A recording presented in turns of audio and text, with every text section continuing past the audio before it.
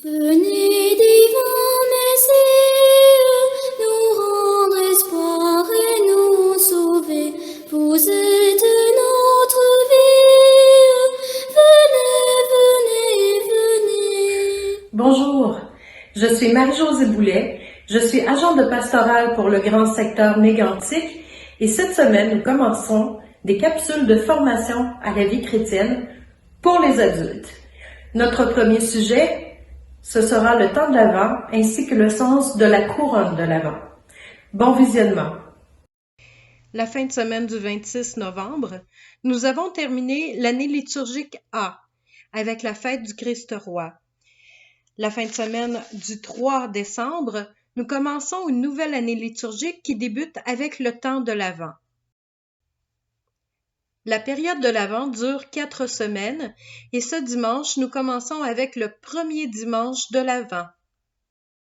Vous allez peut-être être surpris, mais la couronne de l'Avent était une tradition païenne qui accompagnait le solstice d'hiver et donc le retour du soleil.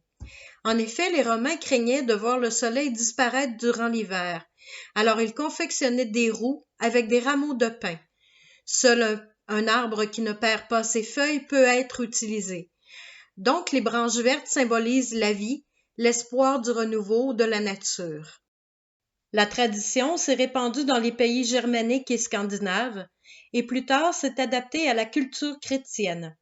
C'est au XVIe siècle que la couronne de l'Avent est apparue pour la première fois et a remplacé la symbolique roue.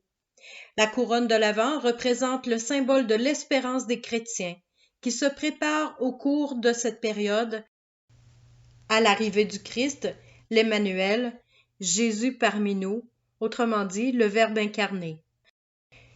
Quel est maintenant le sens des 4 bougies de la couronne de l'Avent? La première symbolise le pardon de Dieu accordé à Adam et Ève. La deuxième symbolise la foi des patriarches en la terre promise. La troisième, c'est la joie de David qui célèbre l'alliance avec Dieu. Et la quatrième symbolise l'enseignement des prophètes annonçant un règne de paix et de justice. Mais que signifie cette période de 4 semaines qu'est l'Avent? Le terme « avant » vient du mot « se tenir prêt »,« attendre », se tenir prêt à l'inattendu, à ce que Dieu veut venir changer en nous. Comme certaines années où nous avons un texte de Jean-Baptiste qui nous invite à la conversion.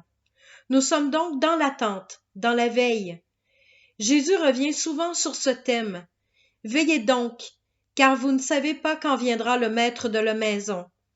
Le soir ou à minuit, s'il arrive à l'improviste, il ne faudrait pas qu'il vous trouve endormi. Bien sûr, cette période de 4 semaines est un moment par excellence pour ressentir vraiment le vent de la venue de Jésus dans mon cœur. Mais en tout temps, on doit se préparer, se désencombrer le cœur pour faire place au nouveau-né, pour faire place à la nouveauté dans notre vie, pour faire place à ce que Dieu veut nous donner. En tout temps, nous devons être prêts à la venue de Jésus-Christ dans notre vie.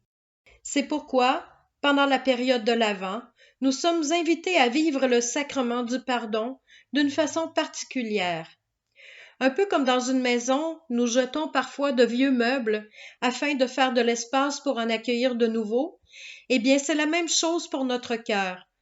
Parfois, il faut se départir de certaines choses qui encombrent l'espace afin de faire plus de place à Dieu dans notre vie, en lui confiant ce qui nous pèse intérieurement, en lui disant ce que nous voulons changer dans notre vie.